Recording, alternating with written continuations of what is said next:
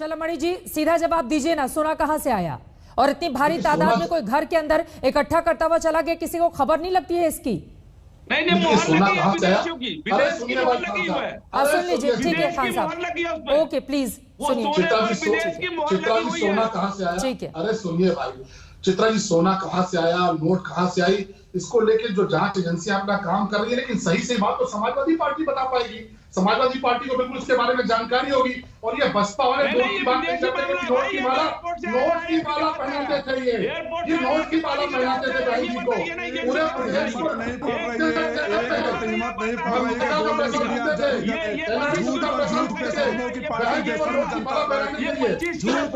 एक साथ बोलेंगे तो किसकी बात समझ में आएगी दर्शकों को? प्लीज थोड़ा सा अनुशासन का परिचय दें, एक एक करके अपनी बात रखेंगे तो समझ में आ पाएगा। प्लीज 3 लोग एक साथ बोलेंगे, किसकी बात दर्शकों को समझ में आ पाएगी? प्लीज। हिंदुस्तान का सोना नहीं है तो ये सोना कैसे एयरपोर्ट से आया, हवाई जहाज से आया कि पानी के जहाज से आया? अरे नोट से क्यों बात करिए? पहनाते थे पूरा प्रदेश, चंदा है पर गंदा है। बहन जी के जन्मदिन पर जो चंदा लेते थे और नोट की माला जो पहनाते थे बहन जी को, उससे क्यों भाग रहे हैं? उसके बारे में बताइए ना। नोट की माला कौन पहनता था? उत्तर प्रदेश में नोट की माला पहनती थी। चलिए ठीक है, अब जरा मैं राजेश मिश्रा जी के पास जाना चाहूंगी। ठीक है, आप लोगों की तूतू मैमे में नहीं फंसते हुए, दोनों ही सवाल है कि इत्र कारोबारी किसका सगा है और किसको उसने ठगा है। और सवाल यह भी है कि इतनी बड़ी तादाद में अगर पैसे किसी एक घर में इकट्ठा हो रहे हैं तो यकीनन ये फेल्योर है और उस पर जवाब देना ही पड़ेगा शलमणि जी आपको। लेकिन सीधे राजेश मिश्रा जी, लेकिन जांच एजेंसियों की तरफदारी भी तो करनी होगी।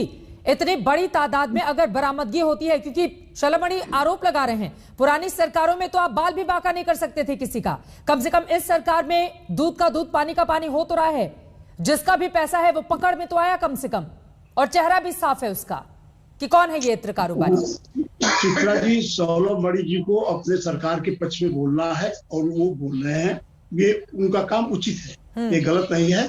और सबसे बड़ी बात यह है कि माननीय प्रधानमंत्री जी आज कानपुर में आए थे मेट्रो का उद्घाटन। बात उन्हें मेट्रो पे करनी चाहिए थी, बात उन्हें और जो महंगाई है, बेरोजगारी है, उस पर करनी चाहिए थी। यदि उन्होंने कानपुर में जो रेट पड़ा जिसमें रुपए बरामद हुए उसकी बात की है, तो इसके साथ ही साथ उन्होंने और जो सारे भ्रष्टाचार हुए हैं, पोर्ट पे, गुजरात में पोर्ट पे ट्रकों से भरा ड्रग्स मिला था, उस पर चर्चा उन्होंने क्यों नहीं किया? लंदन में नीरव मोदी ने कोर्ट में कहा है कि मुझे भगाने में किस तरह लोगों ने पैसा लिया है, सरकार के लोगों ने, उस पर उन्हें चर्चा करनी चाहिए थी। उन्हें चर्चा इस पे करनी चाहिए थी कि जितने उद्योगपति हिंदुस्तान से भागे वो कैसे भाग के चले गए, किसका कौन उसमें फेल हुआ, किसका फ्लोरेंस था, उस पर बात करनी चाहिए थी। उन्होंने ये रेट पड़ा है, अच्छी बात है, काला धन पकड़ा गया है, जांच का विषय है कि वो पैसा किसका है, कहां से आया, ये भी उचित है। लेकिन जो खान साहब ने चर्चा की, मैं तो नहीं जानता कि उस सोने पे किसका मोहर लगा हुआ था, नहीं लगा हुआ था। अब खान साहब बता रहे हैं कि उसमें विदेश की मोहर लगी हुई है, तो यदि विदेश की मोहर लगी हुई तो ये भी एक बहुत बड़ा फेल्योर है एजेंसियों का कि विदेश पे जो सोने के बिस्कुटों पे विदेश की मोहर लगी वो हिंदुस्तान में आया कैसे? यदि वो आ सकता है तो और भी चीजें आ सकती हैं, तो ये भी उनका उचित है। और हमें लगता है कि जब जांच एजेंसियां इस पे उचित बात करेंगी, काम करेंगी, तो ये पता चलेगा। अभी किसी पे ये आरोप लगा देना कि इनके लोग थे, इनके लोग नहीं थे, और सपा कहे समझ में क्या आ रहा है राजेश मिश्रा जी आपको? अखिलेश यादव कह रहे हैं कि अपने ही कारोबारी पर छापा डलवाकर और बदनाम करने की साजिश है ये समाजवादी पार्टी को बीजेपी कर रही है, और बीजेपी के अपने आरोप है। आपको क्या समझ में आ रहा है इसमें? चित्रा जी, ये इसी पे मुझे ताजुब हो रहा है कि अभी जांच एजेंसियों ने बताया ही नहीं कि कौन असली है, कौन नकली है, किसका पैसा है, किसका पैसा नहीं है। तो आरोप इस तरह पॉलिटिकल माइलेज के लिए इस तरह आरोप लगाना, चाहे सपा करे या भाजपा करे, मुझे लगता है कि उचित नहीं है। लेकिन मेरा सबसे बड़ा सवाल ये है कि माननीय प्रधानमंत्री जी को और भी जो दूसरे देश में बड़े बड़े जो स्कैम हुए हैं, घोटाले हुए हैं, उन पे भी चर्चा करनी चाहिए, जो और भी भ्रष्टाचार के तमाम मामले आए। वो बता तो रहे थे कि पुरानी सरकारों में भ्रष्टाचार की लंबी फहरिस्त थी, जब से हमारी सरकार आई है देखिए किस तरह से पारदर्शिता है। आपने मेट्रो का जिक्र किया, वो गिना रहे थे 2014 के पहले सिर्फ 5 जगहों पर मेट्रो थी और अभी स्थिति क्या है कि सिर्फ उत्तर प्रदेश में ही 5 मेट्रो अलग अलग जगहों पर आगे बढ़ रही हैं।